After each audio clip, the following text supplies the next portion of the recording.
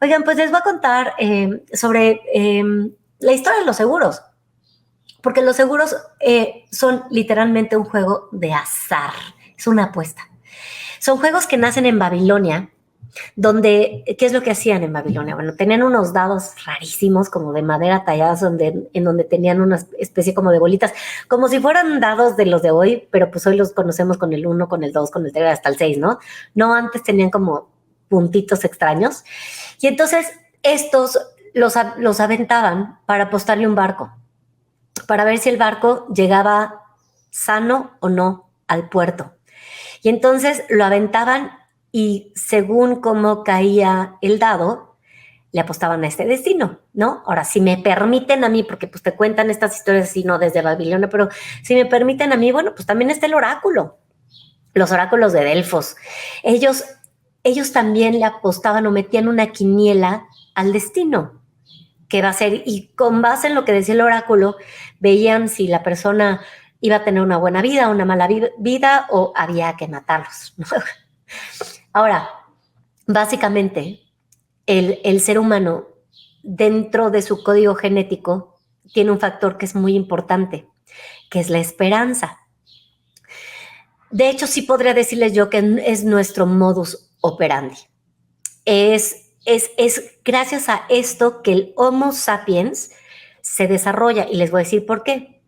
El neandertal sabía que moría en la mudanza, no le apostaban siquiera a la vida, es simplemente migraban, ¿no? De un lado al otro, y en el camino quien se muriera, pues se murió. Quien se quedara, pues se quedó. Ahí a lo mejor están pensando ustedes lo mismo que yo estaba pensando cuando estaba escribiendo esto, que Charles Darwin decía que parte de la evolución de la especie humana era la supervivencia del más apto. Sí, por supuesto, esto no se elimina con la evolución del Homo sapiens, se mantiene hasta la fecha, el más apto será quien sobreviva. Pero en el caso del neandertal era lo que definía la muerte de la vida.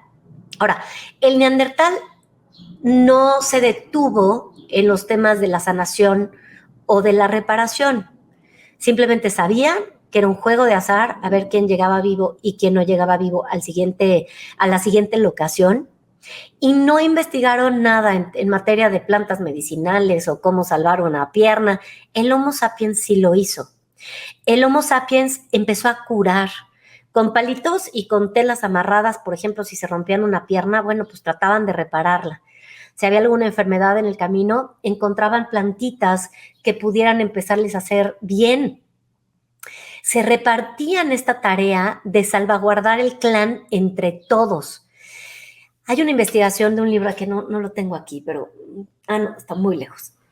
Hay una investigación de una señora que es un trancazo de mujer que se llama Jean Auel, A-U-E-L, Jean Auel, que es un libro del que yo les he estado platicando muchísimas veces, que habla justamente de una Homo sapiens que sobrevive a un terremoto y se queda sola, se le muere todo su clan, y ella tiene que, bueno, sobrevive y se adapta a una tribu de Neandertal. Y entonces ahí explica cómo ella empezaba a tener sentimientos, sentía, lloraba, se reía, amaba.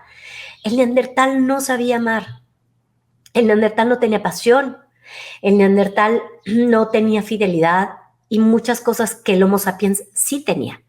Y entonces sucede que el Homo sapiens empieza a sanar y empieza a curar porque amaba. Porque amaba.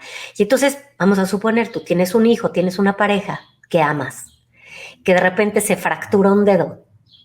Tú o sea, la reacción tuya es curarlo con el fin de que esa persona esté bien.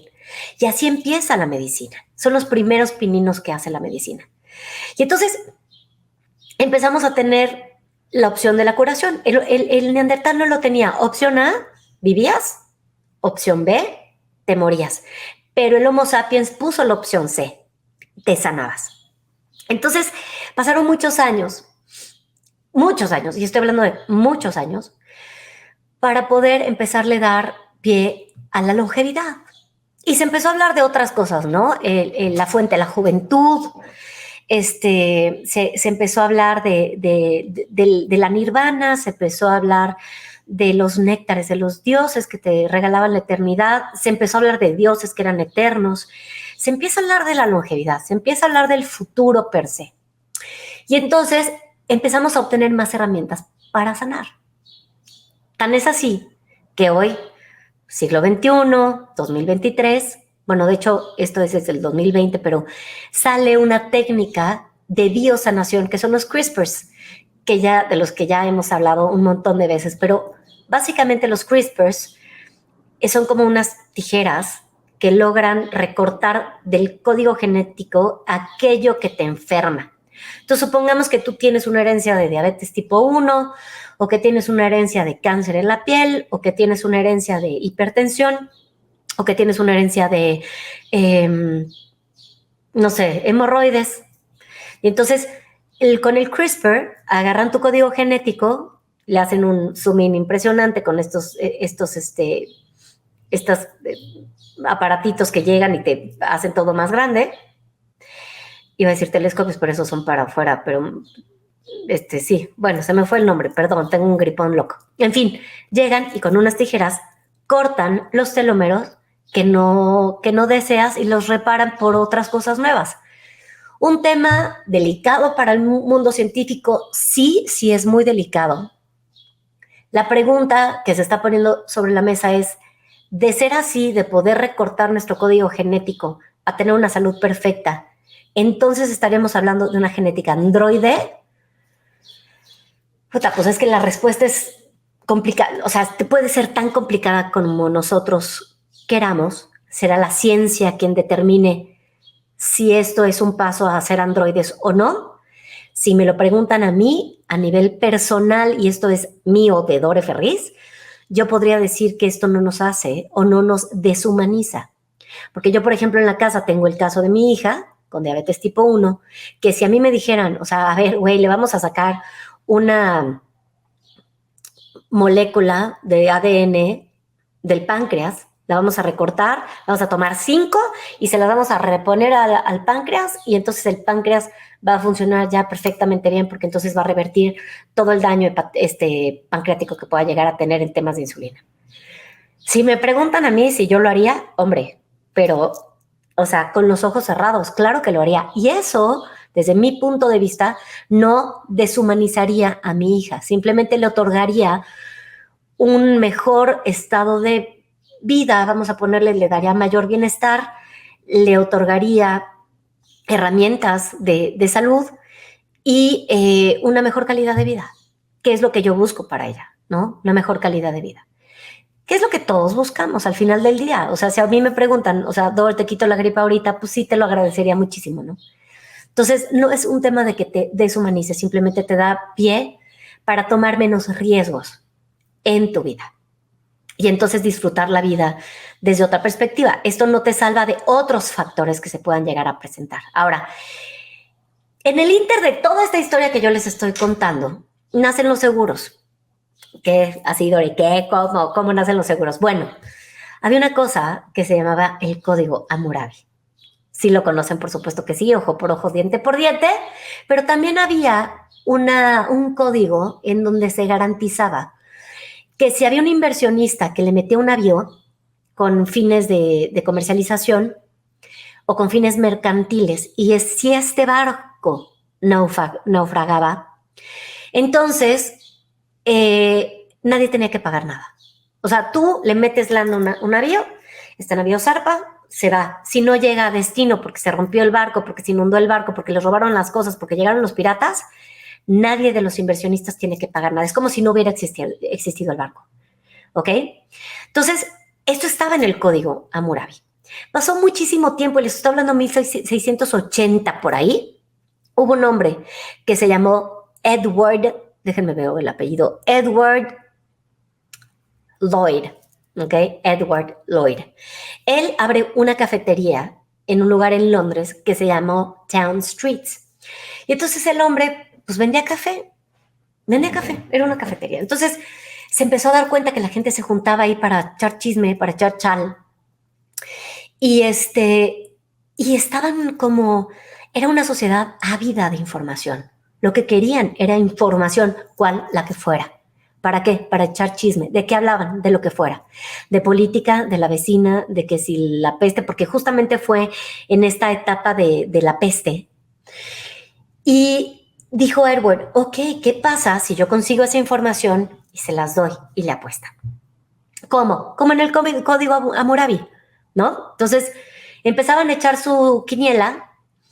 Él ya tenía la lista de todos los navíos, a dónde iban a zarpar, en dónde iban a estar haciendo recargas de comida y de menesteres, quiénes iban a subir al barco, quién era el capitán, y la gente conocía los nombres, los puertos, absolutamente todo. Y la gente en el café empezaba a hacer las apuestas con base en la lista que daba Edward Lloyd. Entonces, ¿qué pasaba con esta lana que juntaba Edward? Si el navío llegaba a buen puerto, esa lana se iba a una inversión para el navío. Entonces le metían dinero a la comercialización. Si el barquito no llegaba al puerto, con ese dinero se reparaban los daños. Y ese fue el primer seguro que hubo, así ya bien escrito, pues anotado, puesto sobre la mesa. Ahora, nos ponemos a pensar, esta cafetería nació en un año de pandemia.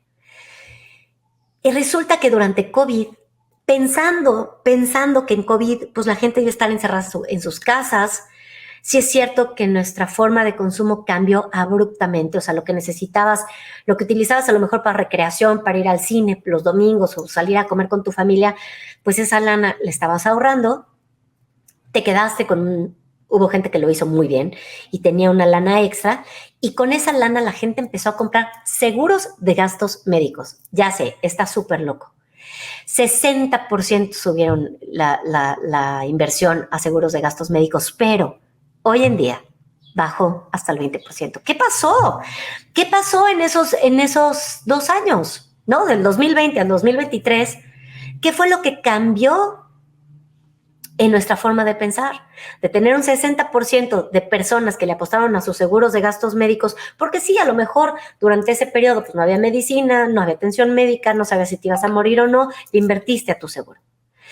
¿Por qué se arrepintió la gente y por qué bajó este seguro de gastos médicos? Bueno, eso lo vamos a estar viendo más adelante. Si bien es cierto, claro que aumentó la tasa de defunciones y la gente empezó a pensar en otras cosas, no en comprarse calcetines o pantuflas por Amazon, sino en realmente si me muero, ¿qué pasa? Si me muero, a lo mejor yo puedo dejarle a mi pareja un seguro que pueda cobrar.